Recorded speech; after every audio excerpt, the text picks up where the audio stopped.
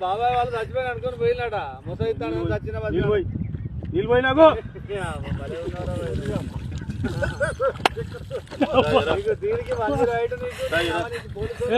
ఎందుకు పన్న వాళ్ళ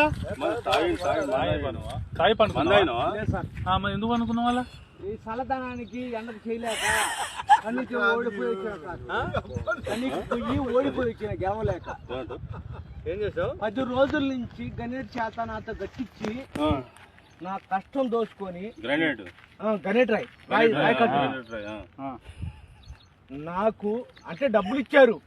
కానీ క్షమ